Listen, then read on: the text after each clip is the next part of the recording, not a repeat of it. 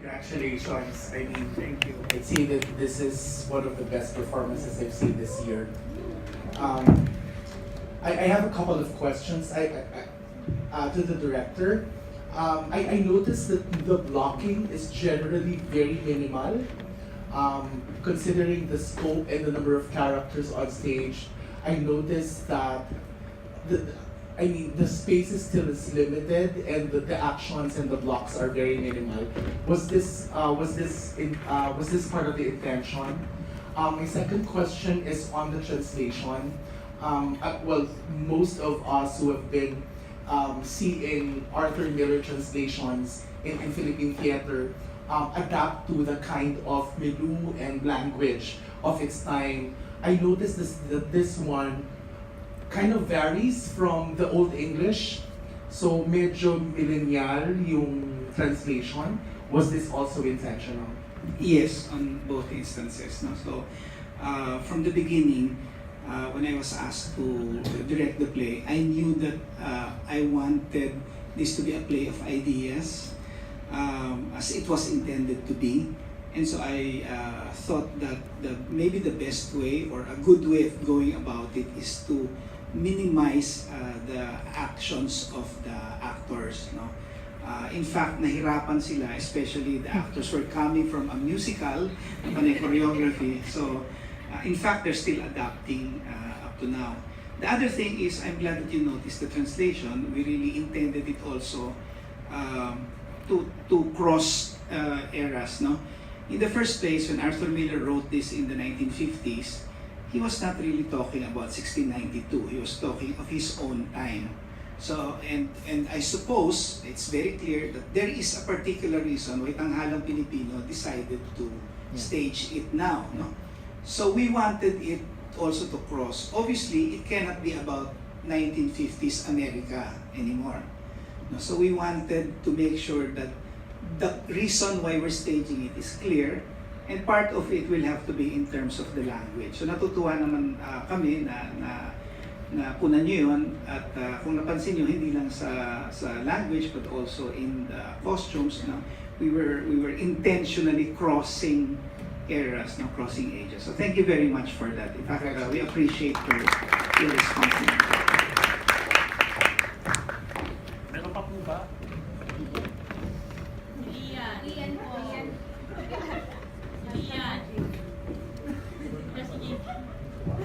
Meron pa po ba sa ating mga kaibigan? May mga gusto po magtanong?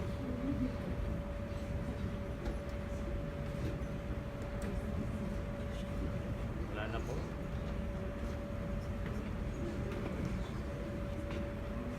Meron pa pong, kung kahit hindi po tanong, kahit po comments or punang. Ayun, sige. Sige. Para itong story na ito napapanahon sa bilang sa sabi, ito kasing play nito, sabi is the most produced work of Arthur Miller. No? At sabi ni Arthur Miller, napuna niya, it was very commonly produced, particularly in the Latin American countries, before or after a dictatorship. Before as a warning, and afterwards as a reminder. So we think that the situation we are in right now calls for a time when we need to be warned or reminded that these things actually happen. No? I mean, di ba sa dula nakikita natin na yung magkakakilala, yung magkakapitbahay, yung magkakaibigan turn against each other and and take advantage of the situation to tell the authorities about who's going to be the next to die. And hindi na nila alam kung sino yung sunod na papatayin o mamamatay. So yun yung nakikita namin na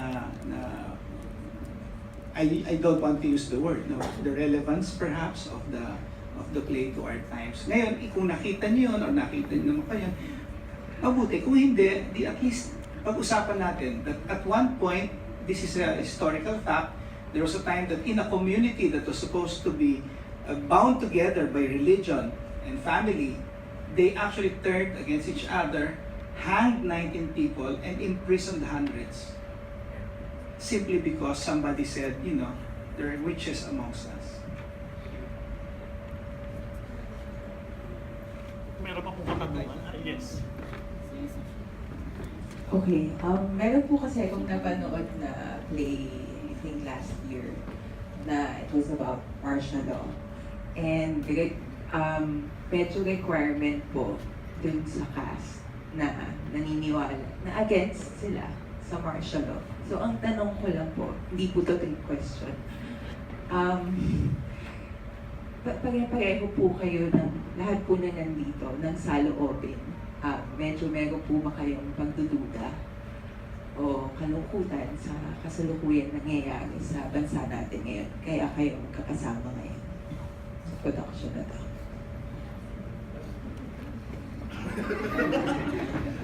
Non-partisan po ako. Apolitical. Kasi po yung mensahe niya is, it sort of instills fear. So, would it be safe to say that there is fear in our hearts, in your hearts? I'm Jill pala, from Interaction. Hindi ako from Pag Uusig. Actually, karamihan kasi sa nandito never experienced martial law. No? They only know the word, but they haven't experienced it.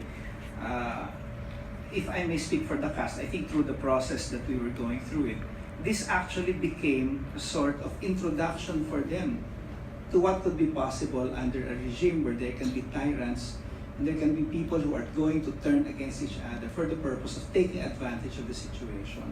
So more than being political in that sense, I think that the reason that they are here is that it really becomes a kind of a learning opportunity for them about the perils of martial law or of tyranny. Thank you.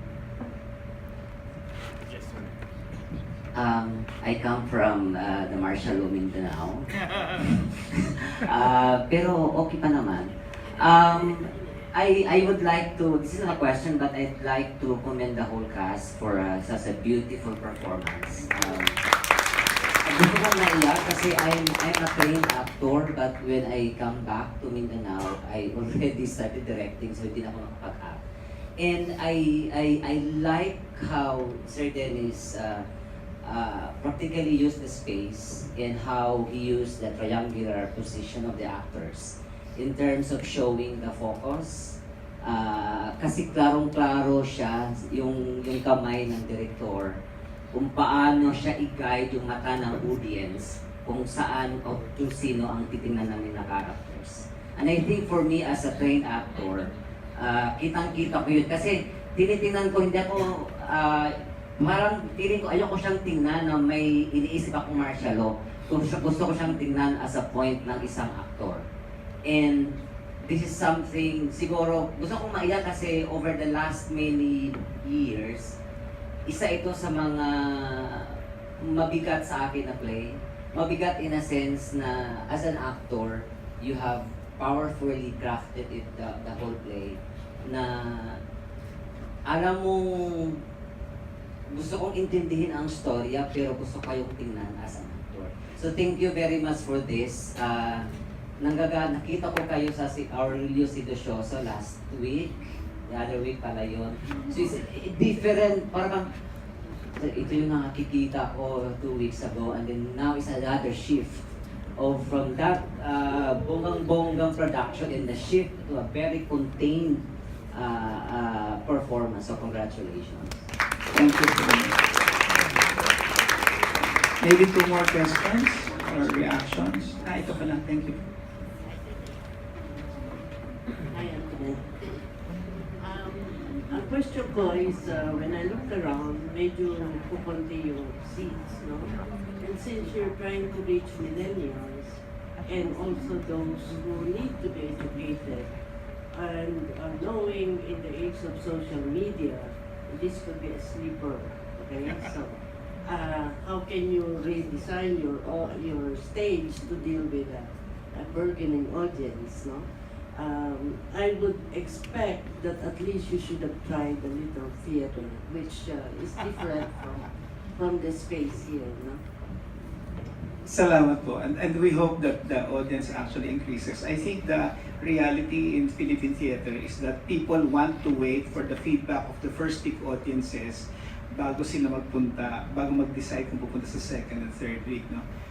We're happy to say though that for last night and for this afternoon, we actually have high school students who are coming in, and we were surprised that they were listening and stayed glued to the performance until the very end. Alam namin na nakikinig sila kasi nag-argumento sila habang nanonood. Hindi, yan yung ganyan. Tapos yung reaction nila, they were very vocal about the reaction. For example, kaninang hapon, yung sinabi na namatay na si Giles Corey. Sabi niya, ano? Sino? Giles Corey, ha?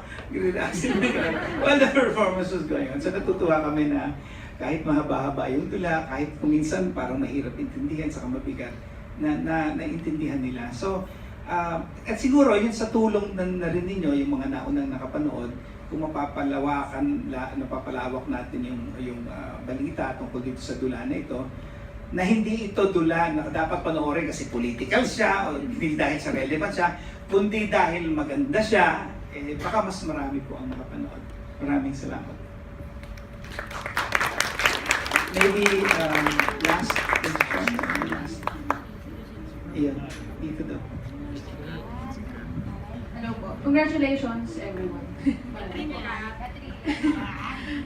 Question lang po. Curious lang ako dun sa yung sa story.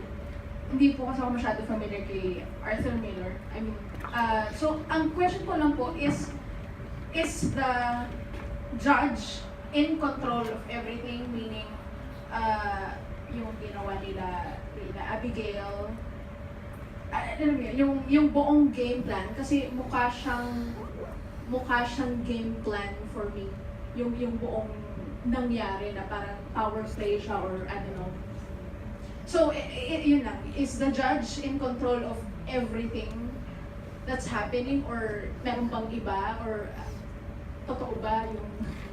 Actually, sabi ni Arthur Miller, aside from changing some of the ages of some of the characters, the play itself and some of the dialogue was actually based on the actual records in Salem. So from the records, it was clear that even while the evidence was already to the contrary, the judges, even in particular the deputy governor, still insisted that the hanging should continue because if it did not, then it will put to question the deaths of those who had previously been hanged.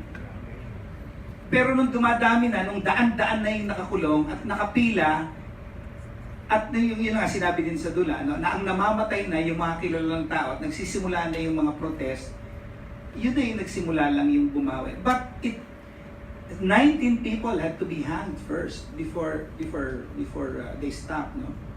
In the present situation, 3,000 have died. No?